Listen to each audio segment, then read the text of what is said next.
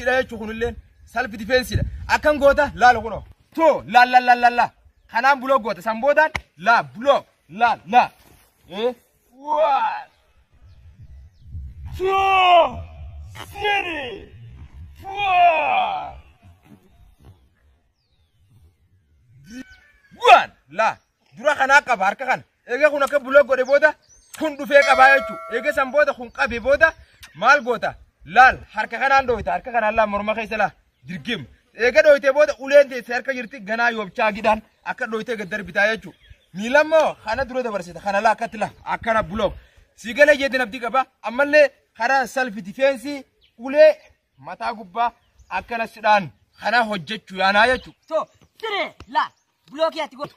Takkatti buloo gootetti fitneetti qabde waan taateef onne ga'u gootaa jechuudha. An ulee laa so siree 4 5 6 uleellee feetu irraa fudhatta akka feete goota. An la takka ganaa wanni guutuun biraas bira jira laal. Akka dha'uu ni dandeessa kun akka dha'uu ni dandeessa wama feete irra daleedaa jechuudha. Amma xarafa kanaan akkana sidhaan kana yaada. Tagamanaa jechuun amma dem waan hop waan laal so siree buloo ganaa lafatti dhukkee adii irraa haataa jechuudha. An laal kanallee akkasuma qabda ulee hogguusi fidee reefu kanaan qabneemi amma kanaan qabda kanaan akkana qabda.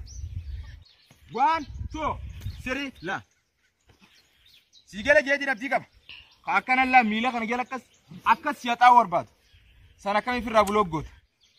One la bana sibira jira waa hundee irratti hojjechuu dandeessaa jechuudha.